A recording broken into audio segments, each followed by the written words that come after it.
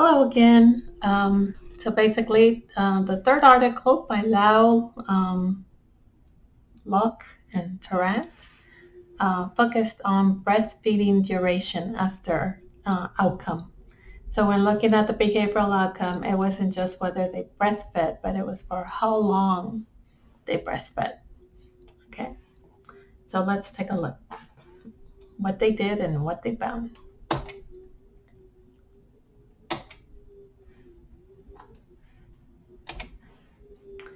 Okay, so breastfeeding duration, what does the World Health Organization recommend? Um, they recommend breastfeeding for at least 6 months after an infant is born. Uh, Clearly, there are many benefits to breastfeeding for the infant that are widely recognized, and these include protection, the primary ones being protection against allergies and infections in the infant. But it also, we know that breast milk provides optimal nutrition and hydration for the infant. And it also helps with bonding and development of the child. Mothers may experience psychosocial barriers resulting in shorter duration for breastfeeding.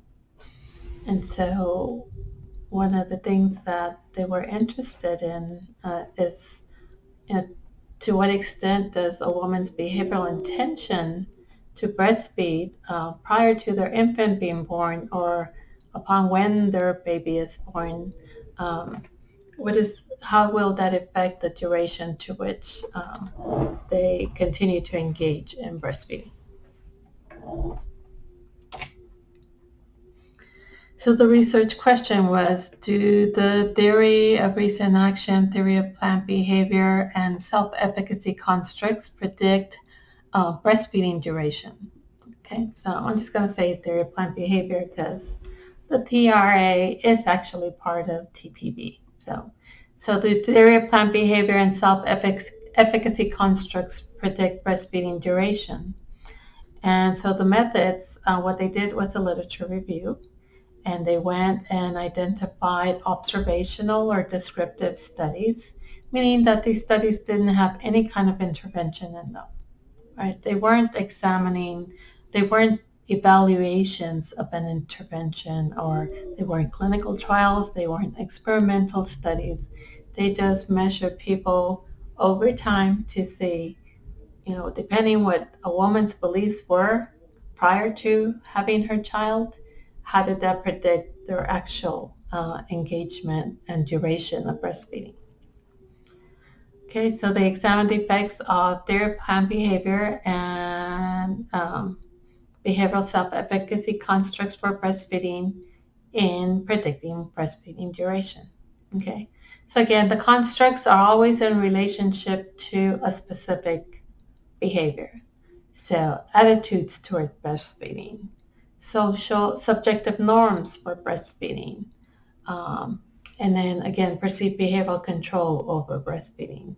And then as others have thought that perceived behavioral control and self-efficacy are different constructs, um, they also included measures of breastfeeding self-efficacy in this particular study. Okay, but every construct again in this study is related to breastfeeding. Um, so again, intervention, experimental, and clinical trials, they weren't interested in that. They were just assessing what is it that people believe and how does it predict their behavioral outcomes. Okay, that's different from an intervention study. Okay. So the results from this literature review resulted in 30 manuscripts that met their study criteria. And so basically these studies were published between 1983 and 2015. So that's a huge 32-year span. Okay. And how did attitudes and subjective norms toward breastfeeding change during that time, right?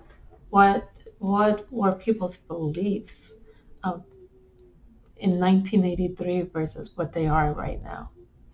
How supportive, how has support for breastfeeding changed over that time period? let's see, 10 studies. Um, 10 of the studies were conducted in the United States. All of the other ones, all of the other 20 were conducted internationally somewhere. Okay. The psychosocial variables assessed included those in the theory of recent action. So 4 studies only included attitudes, subjective norms, and behavioral intentions. Did not include the perceived behavioral control. 10 studies included the full theory of planned behavior. And then 15 of the 30 studies included some kind of measure of breastfeeding self-efficacy.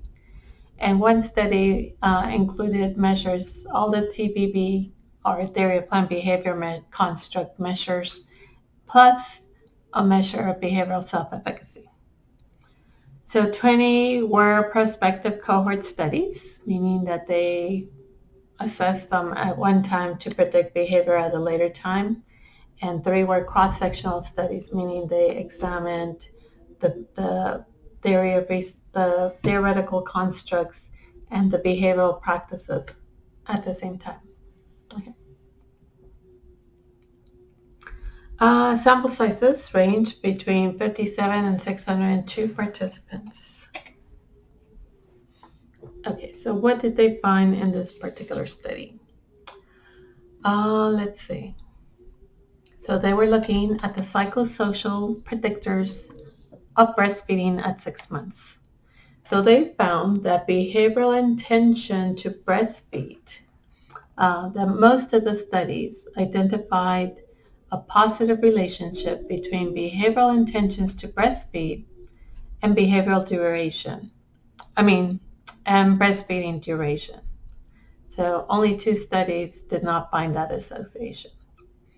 So intentions to breastfeed, whether that be recorded before the baby was born or after their babies were born, that was associated with the strength of their intention to breastfeed was associated with the actual duration of breastfeeding. Okay, number 2, attitudes towards breastfeeding. These were inconsistent. The findings for attitudes toward breastfeeding were inconsistent, with some studies finding an association, others not. Okay, so attitudes toward breastfeeding, whether someone felt positively or negatively toward breastfeeding, didn't predict whether these women were breastfeeding at 6 months. Let's see, subjective norms to breastfeed. Again, no studies found support for a relationship between subjective norms and breastfeeding at 6 months. Perceived behavioral control to breastfeed. Again, inconsistent findings. Some studies found an association. Again, others did not find an association with breastfeeding at 6 months.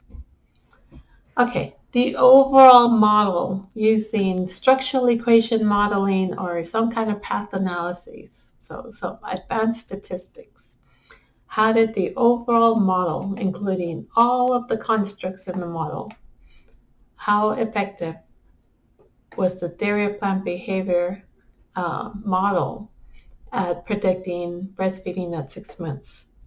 So the extended models that included other control variables, right, other person characteristics or something, were better predictors than those using just the constructs, the theory of planned behavior model by itself. So that's not very exciting. Okay, how did breastfeeding self-efficacy do at predicting breastfeeding at 6 months? So high breastfeeding self-efficacy scores were associated with a longer breastfeeding duration. So this was a positive and statistically significant relationship. So that was good. So the more self-efficacy you report having prior to having your baby or immediately after having your baby, among those first attempts to breastfeed your baby, then the more likely you are to breastfeed for a longer time. So the confidence to breastfeed is enhanced, they believe, when a mother is successfully able to breastfeed her baby in the initial postnatal period. Uh, when the mother perceives that she has adequate supply of breast milk with frequent feeding. So if a mom feels like very anxious that her baby's not getting enough milk, she might be more likely to stop breastfeeding exclusively or to start supplementing with powdered milk or other types of sources of milk. The mom also needs to be able to persist in breastfeeding despite any pain or other problems she may be encountering. And she must also be able to accommodate breastfeeding in her daily routines. Okay, so you can imagine a working mom. They did some studies. Some of the studies were focusing on working moms versus non-working moms. And so that was something to examine all of these characteristics, whether it be all of these constructs, right? Whether it be self-efficacy or the theory of plant behavior constructs. All of those should be examined with different groups or subgroups of women, right? Of mothers, working mothers versus non-working mothers, married versus non-married, and so on, right? It's important not just to focus globally on the entire group, but to also see how effective these constructs are at predicting behavior or breastfeeding duration in the different groups. So they went on to talk about confidence, competence, and enjoyment of breastfeeding. And so they believe that these things are associated, so confidence, competence, and enjoyment of breastfeeding are associated with psychological needs for autonomy. So one needs to feel that it is voluntary choice, right? If they have free will to choose and engage in a health behavior that one is genuinely interested in. This increases their likelihood that they'll engage in the behavior and commit to it. It's also associated with a psychological need for competence. So one must feel confident that one is able to meet and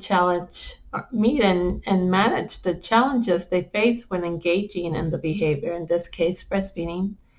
And then the other psychological need is for relatedness. So having that rapport and respect from significant others as they engage in the health behavior. Again, in this case, breastfeeding. Feeling that support from significant others to engage in breastfeeding. Okay.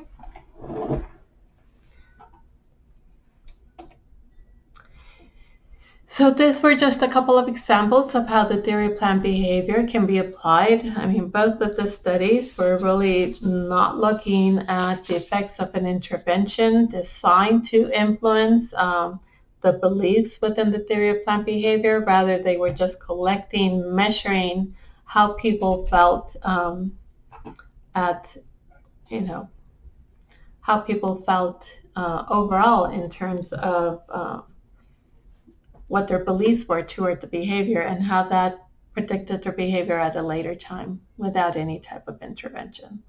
So you will find other articles most likely where there's actually an intervention designed to help influence people's attitudes and their subjective norms and even their perceived behavioral control or self-efficacy to engage in the behavior, and ultimately, hopefully also, if you influence those things or those beliefs, you will also likely influence behavioral intentions with the ultimate goal of influencing the actual behavioral outcome. Okay. So I'm going to shut this video down so that I can upload it. Either tonight or tomorrow morning, I will record another video on how to use the NMSU library. So be on the lookout for that. Okay. Thank you and have a good night.